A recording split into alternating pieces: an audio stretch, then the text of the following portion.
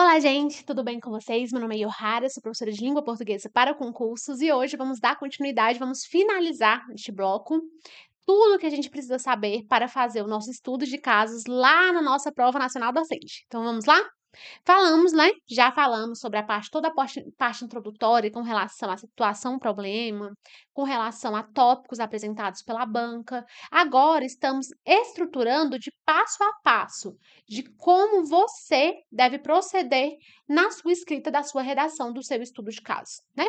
A gente já viu que primeiro você precisa apresentar, né? Você precisa aprender qual é a temática, qual é o tema que você precisa discutir. Segundo, discutir esse tema precisa ser discutido em duas partes. Então, você vai separar esse tema em duas partes, que é sempre separável em duas partes. E por último, vamos estruturar o seu estudo de casos. A gente já viu que eu estruturo introdução, desenvolvimento e conclusão. Já vimos a parte da introdução. Agora vamos ver um pouquinho sobre como você vai estruturar o seu desenvolvimento, que é a parte mais importante do seu texto. Vamos lá? Então, na tela. Aqui eu trouxe o desenvolvimento 1, que é o primeiro parágrafo do desenvolvimento do seu texto, beleza? Aí, no desenvolvimento 1, eu vou ter que responder a uma pergunta que é apresentada lá, que uma pergunta que eu trouxe aqui, que é o tópico frasal, apresentado lá no seu comando da questão, beleza? Então, vamos lá. Este é o nosso primeiro tópico frasal com relação à temática de gestão democrática. Considerando a situação hipotética e os princípios legais da gestão democrática, explique como. Destaquei o como porque é o que a banca quer que você faça. Ela quer que você detalhe como acontece esse processo da falta de participação das famílias e alunos, como isso pode impactar negativamente a qualidade de ensino e o desenvolvimento do projeto político-pedagógico da escola. 5 pontos. Você vai ver que no comando da sua questão, em uma questão aqui discussível, em um estudo de casos, a banca vai trazer o texto e vai trazer, né, um direcionamento. Ela vai trazer ali o passo a passo do que você fazer na sua redação. Ponto 1, eu quero que você fale isso e isso. Ponto 2, eu quero que você fale isso e isso. Basicamente, esses tópicos aqui, eles são especificações do seu tema, que você vai abordar, como eu disse, lá nos nossos últimos vídeos, né, com relação à redação, à redação dentro da prova nacional docente. Se você não assistiu aos últimos vídeos, né, se você não assistiu aos vídeos, está aqui no nosso canal. Sugiro que você assista a esses vídeos, que são vídeos que vão facilitar e que vão ser suficientes para vocês gabaritarem um estudo de caso, beleza? Então, esse aqui é o nosso último bloco com relação à redação para a prova nacional docente, ok? Aí temos aqui, né? No desenvolvimento 2, no desenvolvimento 1, eu preciso destacar os pontos do tópico 1 apresentado lá pelo comando da questão. E este é o tópico. Agora, eu vou apresentar para vocês a resposta, como vocês deveriam proceder para responder a este tópico apresentado pela banca. Vamos lá. Aí eu trouxe aqui, ó, responda diretamente ao que a banca pergunta. A gente já aprendeu que no período 1 do desenvolvimento, o que eu vou fazer? Eu vou responder diretamente ao que a banca pergunta. No segundo período de desenvolvimento, é que eu vou apresentar a fundamentação. Aí é aqui que eu vou apresentar a minha fundamentação, que é o quê?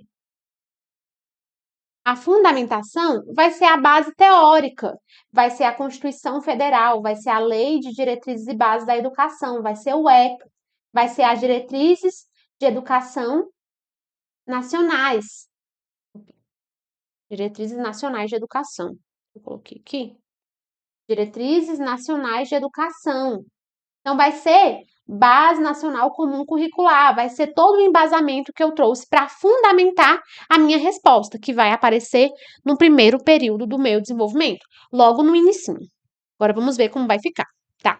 Que dividir em dois aqui, ó. Primeiro, eu vou apresentar o tópico, eu vou fazer o quê? Eu vou responder diretamente ao tópico.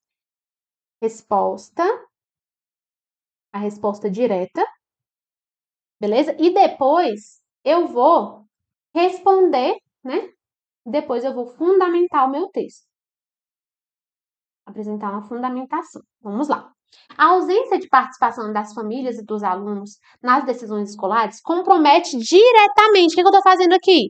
Eu estou falando, a banca perguntou. Compromete? Como compromete? Você está falando, compromete diretamente o processo de ensino-aprendizagem. Agora, eu vou apresentar para vocês uma fundamentação de como compromete. Aí eu trouxe aqui, ó, parte 2.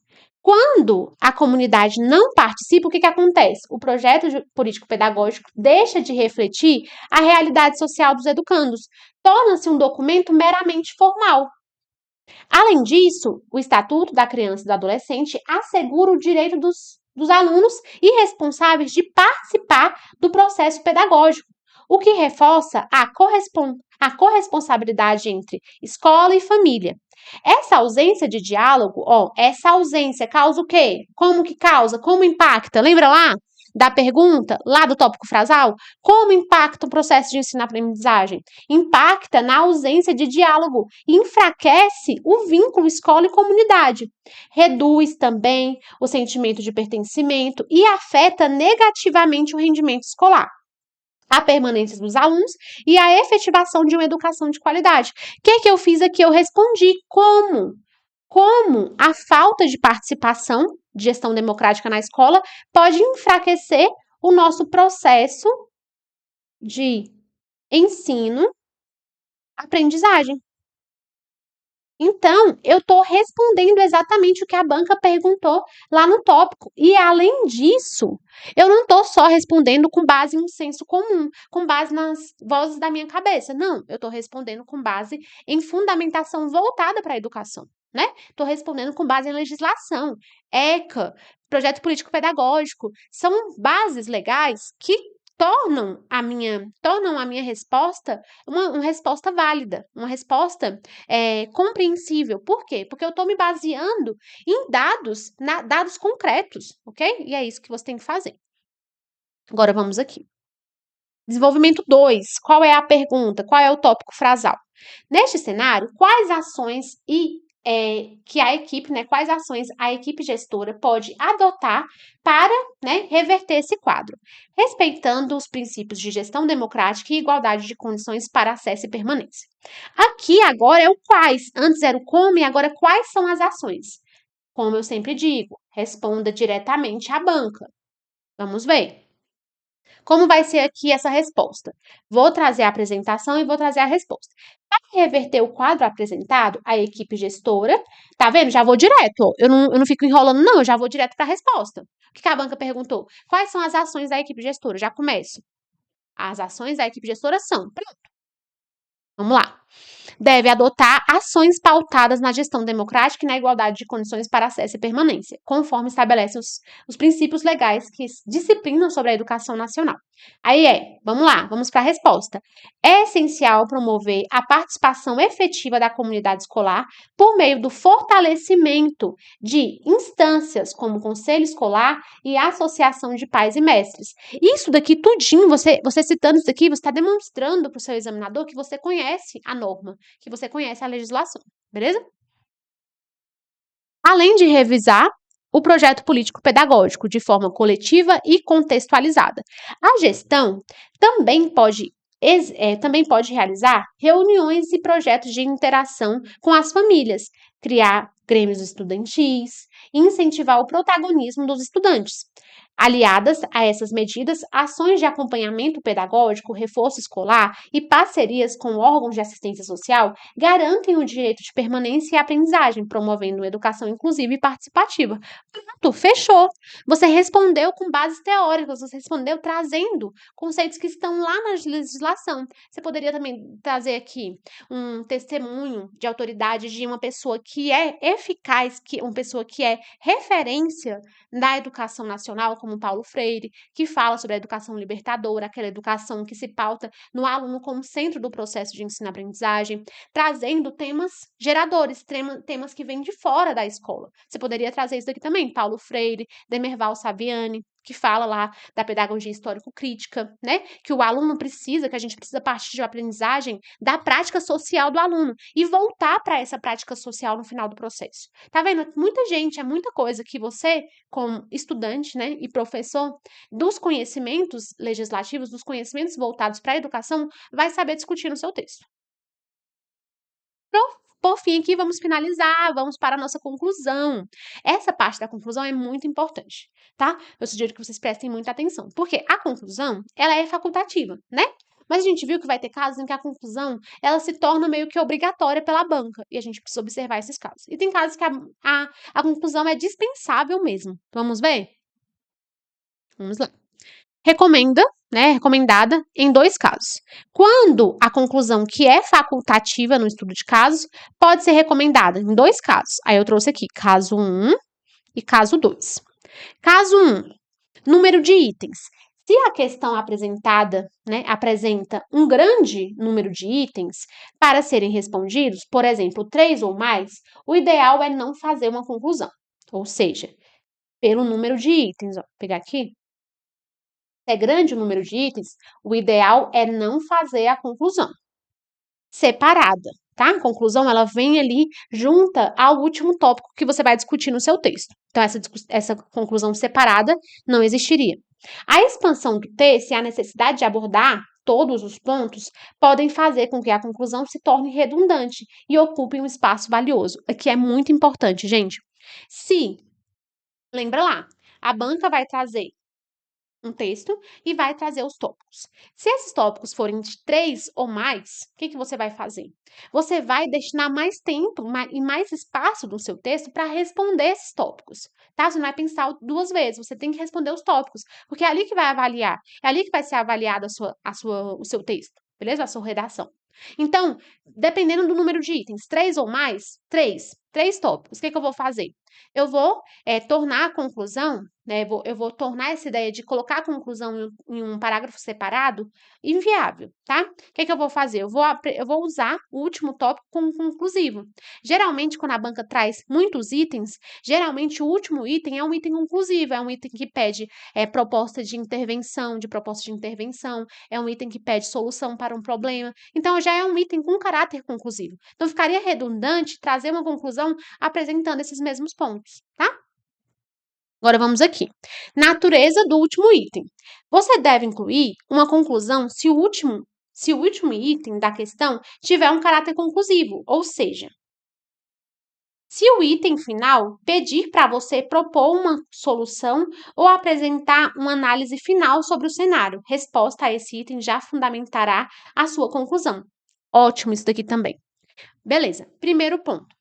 A conclusão é facultativa em estudos de casos. Beleza. Ela vai ser recomendada, né? A conclusão vai ser recomendada a sua dispensa. Vou até colocar aqui, você vai ficar. Ó, recomendada a sua dispensa, tá? A não conclusão. Recomenda-se o não, tá? Recomenda-se o não em 2 casos. Você não vai escrever a conclusão em 2 casos, tá? É não recomendada. Em 2 casos. Aí vai ser caso 1, número de itens. A banca traz muitos itens e vai faltar espaço para a conclusão. E se eu for discutir cada item, os parágrafos vão ficar curtos e vagos, entendeu? Então, eu vou precisar dispensar a conclusão, e é isso que eu tenho que fazer. Segundo, a natureza do último item. O último item, geralmente quando a banca traz assim muitos itens, ela vai trazer um item, como eu disse para vocês, um item conclusivo. Então não faria sentido trazer uma conclusão, sendo que aquele último item tem esse caráter de conclusão. Beleza? É isso. Aí eu vou trazer aqui a nossa conclusão, né? A conclusão, como eu disse, facultativa, né? Se não for em nenhum dos casos, ou seja, se não tiver em nenhum daqueles 2 casos, que é o caso de ter muitos itens e o caso do último item ser um conclusivo. O que eu vou fazer? A conclusão deve ser breve, beleza? Aí aqui agora recomenda-se. Opa, tirei um pouquinho aqui, deixa eu ver aqui se eu consigo colocar. Agora recomenda-se, beleza? Vou colocar aqui, ó. Recomenda-se a conclusão. Quando eu não estiver diante daqueles 2 casos. Recomenda-se. Quando? eu não tiver entre aqueles dois casos, aí o que que eu vou fazer? Eu vou apresentar esse tom de fechamento. Aí eu trouxe aqui opções, da mesma forma que eu fiz lá na introdução, que eu aconselho vocês a assistirem o meu vídeo, da parte da introdução. Eu também fiz aqui na conclusão. O que que vocês vão fazer? Primeiro, vou observar se a conclusão ela é recomendada ou não. Se ela tiver entre aqueles dois passos, ela não é recomendada, não vou fazer. Se ela não tiver dentro desses dois casos, eu vou fazer, que é o nosso caso aqui, que eu vou fazer a conclusão. Então, o que eu preciso fazer nessa conclusão? Sintetizar a solução, reafirmar a tese ou responder a perguntas, tá? Então, são opções, tá? Da mesma forma que eu fiz a introdução, eu trouxe opções aqui. Não, elas não são cumuláveis, você não precisa fazer isso tudo na conclusão, até porque a gente tem pouco espaço na conclusão. Então, vamos lá. Sintetizar a solução. Retome de forma resumida as propostas que você apresentou para a situação hipotética. Então, o que eu vou fazer aqui? Eu vou retomar de forma resumida. Lembra lá que a gente falou de gestão democrática, a gente falou de pontos da gestão democrática, ainda mais com relação à equipe gestora, que as ações da equipe gestora? Beleza. Eu trouxe já pontos ali que vão resolver o problema. Então, eu posso aqui retomar esses pontos. O que mais? Reafirmar a tese. Reafirme a sua tese inicial. Qual é a tese inicial? É a tese lá na introdução, que fala sobre o tema. Eu trago o tema abordando, né? Abordando a temática, que é a gestão democrática e essa falta de participação. Um ponto importantíssimo aqui que eu vou destacar para vocês, que precisa ser destacado. Um ponto importantíssimo, atenção, ó. O texto, o estudo de casos, é um texto expositivo. Estudo de casos é um texto expositivo, beleza? O que é o texto expositivo? É o texto dissertativo, né? Que é aquele que discorre sobre um tema, né? Ele discorre sobre um tema sem apresentar um ponto de vista. É exatamente isso. E a tese é exatamente isso. A tese é a apresentação do ponto de vista. A tese vai ser a opinião mais o tema. A opinião mais o tema, beleza? O que eu vou fazer aqui? Essa parte da tese apresentada lá, essa retomada da tese, só vai existir naquele caso específico que eu te falei. Quando esse estudo de caso se tornar um estudo argumentativo, que é um caso bem específico, quando a banca pede para você apresentar, né? Apresentar uma opinião sobre o estudo de caso, sobre a situação hipotética, tá? Isso vai ficar bem claro no comando da questão. A banca vai falar, considerando os textos motivadores, considerando o cenário, né? O cenário do caso concreto, apresente seu ponto de vista. Beleza? A banca vai deixar isso claro. Aí sim eu falo de tese. Se eu não tiver esse cenário aqui, eu estou falando de um texto expositivo. O estudo de casos é um texto expositivo. Aí não haverá tese. Beleza? A tese só existe na argumentação. Então, aqui não existe tese. Que é aquela frasezinha que demonstra o nosso tema mais opinião. Vamos lá. Responder a perguntas. Se a questão inicial contiver uma pergunta, a conclusão é ideal para dar a resposta final, reforçando a sua análise. Esse ponto aqui é muito relevante, tá? Vamos pensar aqui. A sua temática ela pede uma pergunta, ela tem uma pergunta. E você tem que responder essa pergunta, claro, você precisa responder essa pergunta no seu texto. Como você vai fazer? Tem duas opções. Primeiro, se o tema for uma pergunta, o que eu faço? Primeira opção. E a melhor de todas. Você vai responder na introdução e vai reafirmar a sua resposta na conclusão. Essa é a melhor opção, tá? Se o tema for uma pergunta, até em textos lá dissertativos, argumentativos, o que você vai fazer? Você vai responder na introdução, já vai deixar claro na introdução. E na conclusão você vai reafirmar. Porque é tão importante responder essa pergunta que tem que aparecer duas vezes no seu texto, para não passar despercebido pelo examinador, beleza? Opção 2. A tela aqui. São 2. Apresentar a pergunta na introdução e respondê-la. Falta um acento aqui. Respondê-la na conclusão. E aí? Beleza? Então, opção 1. Responder na introdução e reafirmar na conclusão. Opção 2, que não é a melhor opção, é a primeira. Opção 2 é apresentar a resposta, apresentar a pergunta na introdução e responder na conclusão. Beleza? Você vai responder na conclusão, na segunda opção. E a melhor opção é responder nas duas partes. Beleza? Ótimo. Agora eu trouxe aqui a nossa conclusão, né? Como vai funcionar a conclusão aqui? Eu trouxe uma solução para o problema e o fechamento, de acordo com a nossa temática que a gente vem trabalhando. E se você não assistiu um dos nossos vídeos falando sobre a prova nacional docente, sobre a parte discursiva, eu recomendo que você assista. Vai ser fundamental para sua escrita, para sua melhor escrita dentro lá na prova nacional docente, beleza? Vamos lá, conclusão. Diante do exposto, observa-se que a efetivação da gestão democrática depende do envolvimento real de todos os segmentos da comunidade escolar. Realmente, é o que os textos, né, é o que o normativo reafirma. A participação de famílias, alunos e profissionais é fundamental para o projeto político-pedagógico, para que o projeto político-pedagógico reflita as necessidades e potencialidades locais. Quando há corresponsabilidade, a escola se torna espaço de diálogo, cidadania e transformação social. Assim, né, por fim, desse modo, oferecer práticas participativas é condição essencial para garantir a educação de qualidade e permanência com equidade, né? A gestão democrática, portanto, consolida-se como pilar da escola pública, inclusiva e compreendida como bem comum.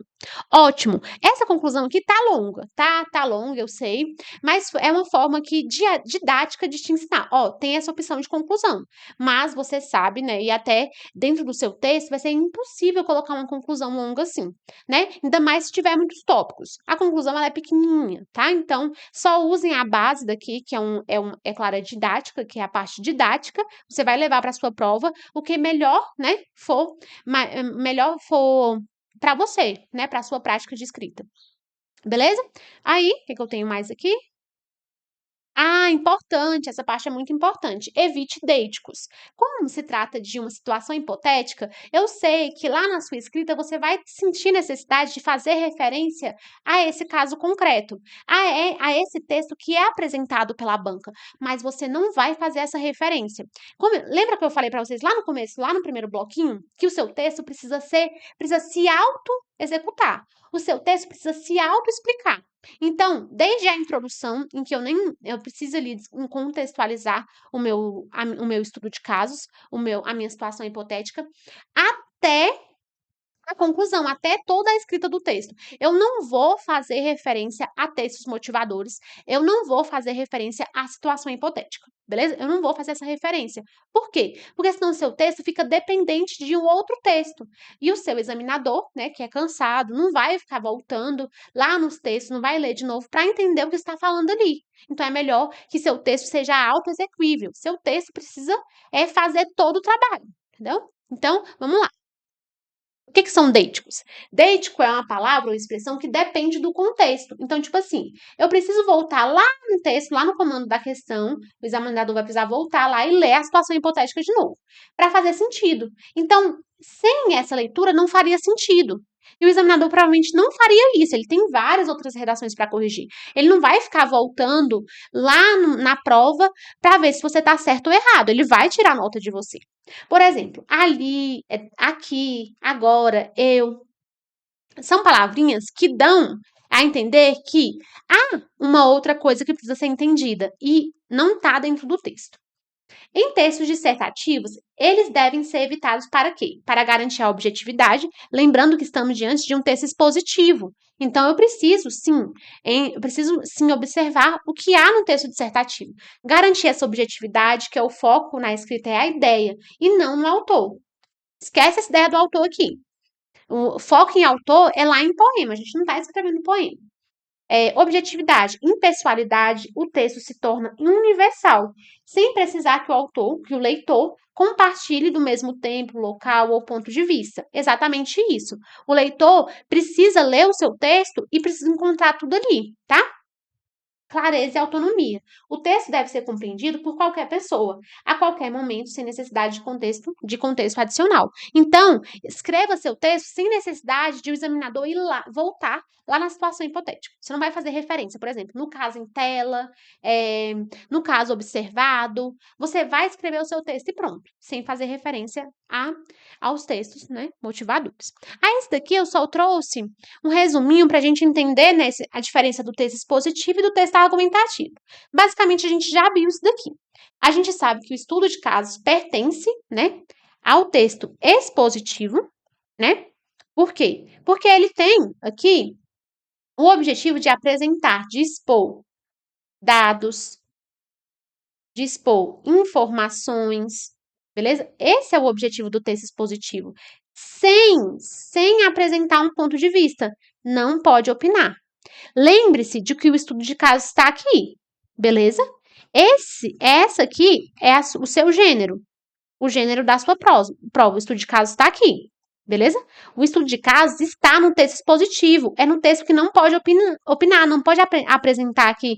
Eu preciso apresentar fatos, eu preciso mostrar para o meu examinador que eu sei sobre a formação geral docente, que eu sei sobre lei de diretrizes e bases, que eu sei sobre a Constituição Federal, que eu sei sobre normativos da lei. Eu não vou opinar.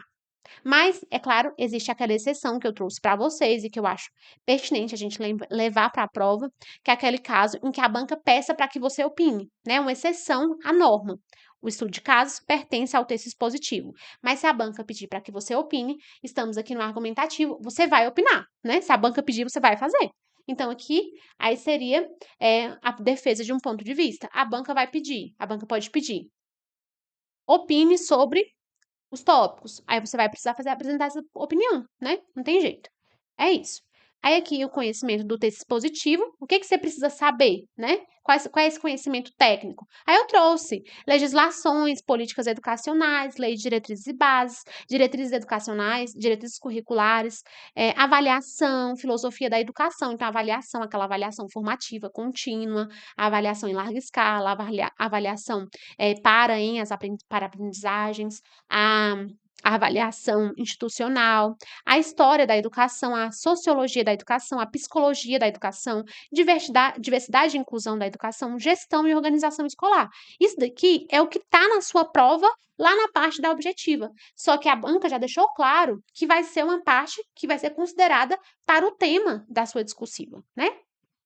Então, o que a gente viu, né, no nosso diário aqui, lá de junho de 2025. O que você precisa saber? Aí aqui, isso aqui eu já falei, sobre os temas com tópico e os temas sem tópico. Geralmente, né, e pelo estilo da INAD, a gente vai ter temas com tópicos, né, que é aqueles tópicos que a gente já viu. Trouxe aqui para mais. Aí, trouxe aqui algumas propostas, né? Eu trouxe propostas, né, de redação, propostas de estudo de casos. Eu trouxe aqui, ó, a escola inteligente e o professor conectado. Tá? Eu trouxe essas propostas e vocês podem, né? Vou deixar aqui no link, vou deixar aqui na descrição desse vídeo, melhor dizendo, o link para que vocês consigam, né, se cadastrar e caso queiram a correção, né, a correção dessa proposta de redação, eu posso fazer essa correção para vocês. Só vocês se cadastrarem no link, beleza? Vai ser uma correção super completa com relação ao que você precisa, que é entender o papel da educação na sociedade e entender também a estrutura do estudo de casos. Vou analisar perfeitamente. Então, qual é essa proposta? A proposta 1 fala sobre, vou colocar aqui na tela, a escola inteligente e o professor conectado. Aí, qual é a proposta? Eu trouxe um texto para motivar, trouxe um segundo texto para motivar e também trouxe uma situação hipotética, para caso a banca traga uma questão discursiva ou um estudo de casos. Beleza? Trouxe aqui. Aí, aqui, eu trouxe, né? Vou deixar tudo esquematizadinho para vocês na descrição do vídeo. Eu trouxe aqui os itens, né? Os tópicos da minha proposta 1. Essa é a proposta 1. Proposta 2, gestão democrática na escola pública. Aí eu trouxe aqui texto 1, texto 2, mesma coisa, trouxe a situação hipotética. São duas propostas diferentes que vocês podem escolher para estar fazendo aqui essa redação, que pode ser corrigida por mim. É só vocês entrarem em contato no link da descrição aqui do vídeo para terem a redação corrigida de acordo com a estrutura que vocês precisam, que é o estudo de casos, e também do conteúdo, né, que é o conteúdo voltado para a área educacional. Beleza? Vou voltar aqui. Prontinho! Agora sim, finalizamos a nossa aula de hoje. Peço para que vocês me acompanhem nas redes sociais e ou concursos para dicas diárias sobre o que você precisa para carreiras profissionais, para carreiras da educação e também para o aspecto voltado à redação e língua portuguesa. Eu vou estar aqui e posso ajudar tranquilamente. Muito obrigada por aprendermos juntos e até a próxima. Boa prova! Tchau, tchau!